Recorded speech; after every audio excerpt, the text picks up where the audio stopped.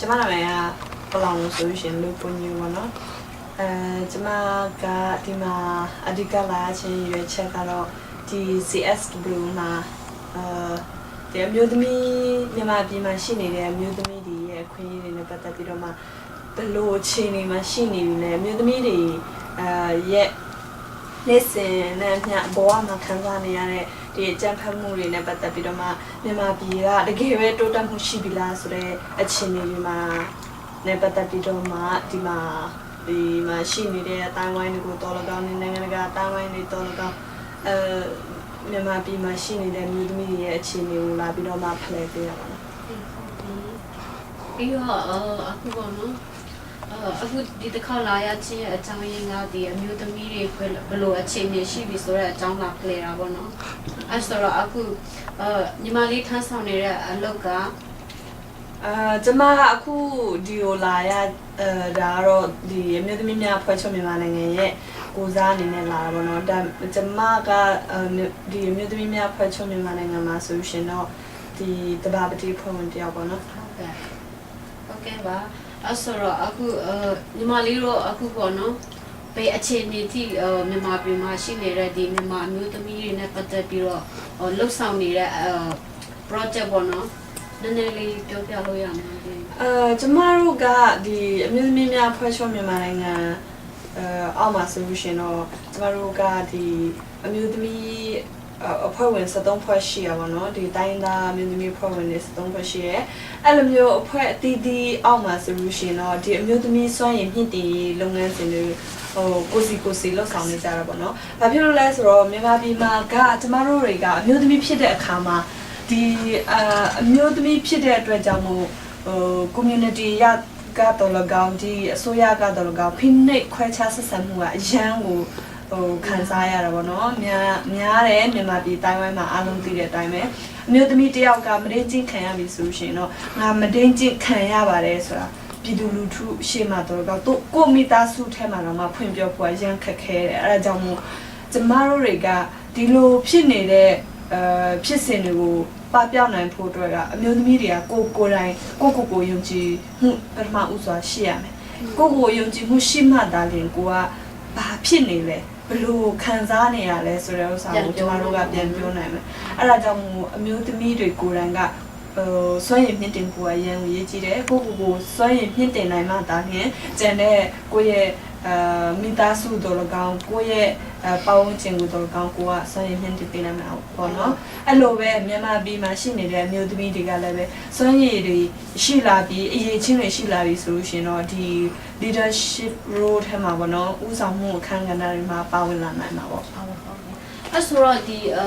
အမျိုးသမီးမြင့်တင်ရေးနဲ့ဆိုင်ပြီးတော့ဒီအဖွဲ့အစည်းဖွင့်ထားတာကဘယ်နှစ်လောက်ရှိပြီလဲမသိဘူးအမျိုးသမီးများဖွဲ့ချုပ်မြန်မာနိုင်ငံကတော့တော်ကြာပြီ10နှစ်ကျော်ကာလတော်လေးကြာခဲ့ပြီပေါ့နော်ဒါပေမဲ့လောက်လာတဲ့လုပ်ငန်းစဉ်တွေကတော်ကြာလာတော့မှကျမတို့တွေကကျမတို့လိုချင်တဲ့ရမန်ချက်ပန်းတိုင်ခုချိန်ထိမရရှိသေးဘူးပေါ့နော်ကျမတို့တွေကအဲ့စွမ်းရည်မြင့်တင်ရေးလို့ပြောတဲ့အခါမှာအမျိုးတင်တန်းတွေပေးတာရှိတယ်စကဝိုင်းလေးတွေလုပ်ပေးတာရှိတယ်ဒီလိုမျိုးအမျိုးသမီးတွေကိုအတူတူရှင်းနိုင်ဖို့အတွက်သူ့ဒေတာမှာဘာဖြစ်နေကိုယ့်ဒေတာမှာဘာဖြစ်နေလဲဆိုတဲ့ဥစ္စာတွေကိုဖလှယ်နိုင်အောင်လည်းပဲဒီအရင်နှစ်မှာဆိုလို့ရှိရင်တော့အမျိုးသမီး forum ပေါ့နော်အဲ့လိုမျိုးပြည်တွင်းထဲမှာကျင်းပနိုင်ခဲ့တယ်သို့ပေမဲ့လည်းကျမတို့တကယ်ပဲအမျိုးသမီးခွင့်ရရှိပြီလားကျမတို့လိုချင်တဲ့အခွင့်အရေးတွေရရှိပြီလားဆိုတာယနေ့တိုင်ဘယ်သူမှမပြောနိုင်သေးဘူးကျမတို့တွေကဖိနှိပ်မှုဘဝမှာပဲရှိနေတော့မယ်အဲ့ဒါကြောင့်ကျမတို့အမျိုးသမီးတွေကဆက်လက်ပြီးတော့မှစူးစမ်းဖို့အများကြီးလိုပါသေးတယ်အဲ့ရှိပါတယ်ကျမတို့မြန်မာပြည်ကိုကြည့်မယ်ဆိုလို့ရှင်တော့လူဦးရေရဲ့ထက်ဝက်ကျော်ကအမျိုးသမီးတွေပဲလေအမျိုးသမီးတွေကဘာစွမ်းရည်မှဘယ်နေရာမှပါဝင်ခွင့်မရှိဘူးဆိုရှင်တော့အဲ့ဒီနိုင်ငံရဲ့လူဦးရေရဲ့တဝက်ရဲ့အခွင့်အရေးဆုံးရှုံးတာနဲ့အတူတူပဲ အဲ့လိုခွင့်ရတဲ့ဆုံးရှုံးနေမယ်ဆိုလို့ရှိရင်တော့ကျမတို့မြန်မာပြည်ကဖွံ့ဖြိုးတိုးတက်မှုရန်ကိုဘာလဲနှိကွေးလိမ့်မယ်အရန်ကိုသူများနိုင်ငံထဲပို့ပြီးတော့မှနောက်ကျနေမယ်အခုလည်းနောက်ကျနေပါပြီဒါပေမဲ့လို့ကျမတို့တွေကဒီအစိုးရနဲ့ပတ်သက်ပြီးတော့မှဘယ်လိုပြောမလဲဘယ်လိုဘူပေါင်းလောက်ဆောင်နိုင်လဲဆိုကျမတို့ကအစိုးရ policy ပြောင်းဖို့အရေးကြီးရလေကျမတို့မြင်နိုင်ပါတယ်ဒီ2008 constitution ဟာဆိုလို့ရှိရင်တော့အမျိုးသမီးတွေသမ္မတဖြစ်ခွင့်ဆိုတဲ့အခွင့်အရေးကိုပိတ်ပင်ထားတာကျမတို့တွေ့ရတယ်။ဘာလဲဆိုလို့ရှိရင်အမျိုးသမီးကဒီသမ္မတဖြစ်ဖို့ဆိုလို့ရှိရင်တော့ဘယ်လိုပြောမလဲစစ်အတွေ့အကြုံရှိရမယ်။မြန်မာပြည်ကစစ်ဒီလိုမျိုးအမျိုးသမီးစစ်သားတွေဘယ်နှယောက်ရှိလဲ။ဘယ်နေရာမှာပါဝင်တယ်လဲ။ကျမတို့ကကြည့်ရမယ်။အဲ့ဒါကြောင့်မို့ကျမတို့တွေကဒီလိုဥပဒေကနိုင်ငံသားကိုမကာကွယ်ဖ ೇನೆ ခွင့်ရကိုပိတ်ပင်နေတဲ့ဥပဒေဖြစ်တဲ့ခါကျတော့ကျမတို့တွေကဒီဥပဒေနဲ့ပတ်သက်ပြီးတော့စန့်ကျင်ဖို့လိုတယ်ကျမတို့ကအစိုးရနဲ့ကကျမတို့လိုချင်တဲ့အခွင့်အရေးတွေကအစိုးရနဲ့ဆန့်ကျင်ဘက်ဖြစ်တဲ့ခါကျတော့ကျမတို့ကအစိုးရကိုတိုက်တွန်းမယ်လှုပ်ဆောင်ဖို့ပြောဆိုမယ်ဒါပေမဲ့အစိုးရဘက်ကကျမတို့ကိုဆန့်ကျင်တယ်ဆိုတာဘယ်လိုပြောမလဲအချိန်တိုင်းလဲရန်သူမဖြစ်နိုင်တယ်လို့အချိန်တိုင်းလဲfriend မဖြစ်နိုင်ဘူးပေါ့နော်မိတ်ဆွေလည်းမဖြစ်နိုင်ဘူးအဲ့ဒီခါကျတော့ကျမတို့တွေကတကယ်ပဲဒီနိုင်ငံတော်ဖွံ့ဖြိုးတိုးတက်ရေးကိုလှုပ်ဆောင်နေတယ်တကယ်ပဲဒီမိုကရေစီလက်ဆင့်ကိုတွားမယ်ဆိုရှင်တော့ကျမတို့ဒီပြည်သူလူထုတွေနေ့စဉ်နဲ့အများခံစားနေရတဲ့ဘဝအမျိုးသမီးတွေပါမကြမ်းကလေးတွေပါမကြမ်းသူတို့တွေကိုညှင့်တင်မှတာရင်ကျမတို့တွေကလိုချင်တဲ့ပန်းနိုင်ကိုရောက်မှာပေါ့နော်ကျမတို့ဘယ်လိုပြောမလဲ minority group လို့ပြောမလားလူတစုပဲဖြစ်တော့လကောင်းဒီမိသားစုတစုဒါမှမဟုတ်ရင်အတိုင်းဝိုင်းတစ်ခုကိုလိလူရှုခဲ့မယ်ဆိုရှင်တော့အဲ့နိုင်ငံကကျမတို့လွယ်နဲ့ဖွံ့ဖြိုးတိုးတက်မှာလည်းမဟုတ်တလို့ကျမတို့လိုချင်တဲ့ဒီမိုကရေစီပန်းနိုင်စွာလည်းရောက်နိုင်မှာမဟုတ်ဘူးပေါ့ဟုတ်ပါအဲ့ဆိုတော့အခုညီမတို့လုပ်နေတဲ့ဒီ project ကတွားနေပေါ့နော်တွားနေခီတူလန်းကြောင်းတော့တွားနေပြီဒါပေမဲ့အခုဒီမြန်မာပြည်မှာရှိတဲ့တိုင်းရင်းသားပေါ့နော်တိုင်းရင်းသားအမျိုးသမီးတွေအများစုကဒီဘယ်လိုပြောမလဲမြန်မာစစ်တပ်လို့ပြောရမလားဒါမှမဟုတ်ရင်ပမာလို့ပြောရမလားမသိအဲ့လိုမျိုးပေါ့နော်မသိချင်းခံရတာများတယ်ခံရတဲ့လူကလည်းဘယ်လိုပြောမလဲ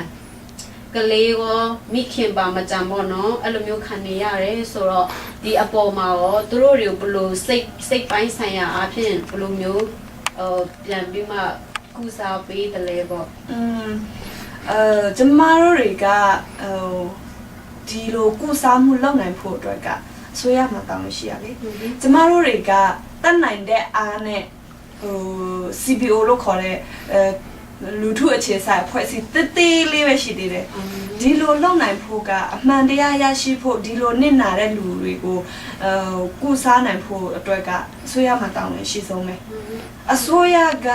တာဝန်ယူပြီးဖြည့်ရှင်းမှသာလေကျမတို့ကဒီအမှန်တရားတွေရရှိမယ်ဒီနစ်နာသူတွေကိုကုစားလို့ရနိုင်တာဘာဖြစ်လို့လဲဆိုတော့ကျူးလွန်ခဲ့တဲ့လူတွေကဘယ်သူတွေလဲအစိုးရလူတွေပဲအစိုးရလူကမှတာဝန်ယူမှုတာဝန်ခံမှုမယူဘူးဆိုရင်ကျမတို့ကဘယ်လိုလုပ်လို့ရမှာဘာမှမလုပ်လို့မရဘူးလေအဲ့ဆိုတော့အဓိကကြတော့အစိုးရဘက်ကနေတာဝန်ယူပေးရမှာပေါ့နော်တာဝန်မယူမှုအပေါ်မှာရောအားနည်းနေပေါ့နော်သူတို့ကဒီအားနည်းတာကိုမဟုတ်ရှိကိုမရှိဘူးဖြစ်နေတယ်ပေါ့အစိမ့်ကအဲ့လိုဖြစ်နေဆိုတော့အခုဒီအပေါ်မှာကြတော့ဒီသူတို့အစိုးရဘက်ပိုင်းကကြည့်ရင်လည်းသူတို့မလုပ်ဘူးပေါ့နော်အဲ့လိုမျိုးညှင်းဆန်တဲ့လူတွေအများကြီးပေါ့နော်အဲ့လိုမျိုးရှိရခါကျတော့သူတို့အတွက်လည်းပြန်ပြီးမှလုပ်ပေးဖို့ဆိုရင်တော့သူတို့လုပ်တဲ့ဟာကိုဝန်ခံတယ်လို့ပြန်ဖြစ်နေပေါ့နော်အဲ့လိုခါကျတော့သူတို့ဘက်ကဘယ်လိုပြောမလဲမပြောရေးတာတွေအမျိုးတွေများထင်မိပါလားအစိုးရကဒါကကျမတို့ကတကယ်ပဲအမှန်တရားကိုလိုလားတယ်တကယ်ပဲဒီတရားမျှတမှုလိုလားတယ်ဆိုလို့ရှင်တော့အစိုးရကဘာမှကြောက်စရာမရှိဘူးလေအစိုးရမှာအာဏာရှိရပဲလူတက်တာသူ့မှာလူတက်ခဲ့တာမနေတော့ဘူးလေဒါပေမဲ့လို့ဒီအမျိုးသမီးတွေကိုဒီလိုမရင်းကျင့်ပါတယ်ဆိုတာခုချိန်ကြီးတော့ဘယ်သူမှဝင်မခံသေးဘူး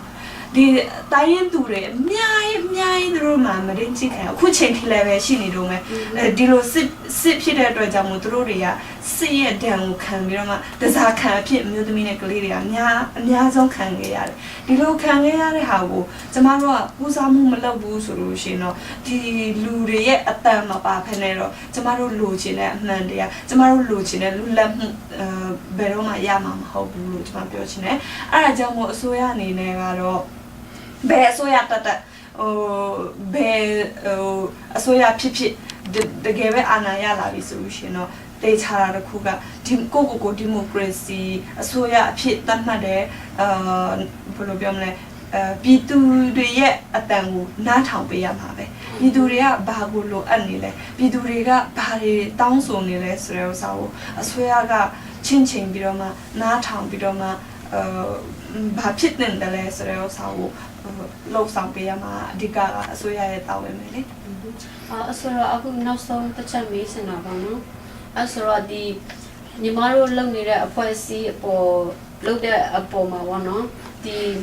အစိုးရဘက်ကပြန်ပြီးတော့သူတို့ဘက်ကဘယ်လိုပြောမလဲပိတ်ပင်တာတို့တဘောအဲ့လိုမျိုးတွေများရှိကြလားမသိဘူးနော်အရင်ကတည်းကလည်းရှိခဲ့တယ်အခုလည်းရှိနေတုန်းပါပဲတချို့ဟာတွေကကျမတို့ကလွတ်လွတ်လပ်လုပ်ခွင့်ရှိသေးပါဘူးကြည့်ရမယ်ဆိုပြောဒီဥပမာကြည့်ရမယ်ဆိုလို့ရှိရင်တော့ကျမတို့တွေကတကယ်ပဲအစိုးရပြုပြင်ပြောင်းလဲရေးတွေလုပ်နေပြီဆိုလို့ရှိရင်တော့ကျမတို့အမျိုးသမီးတွေလွတ်လွတ်လပ်လပ်ဒီအမျိုးသမီးတွေကဥ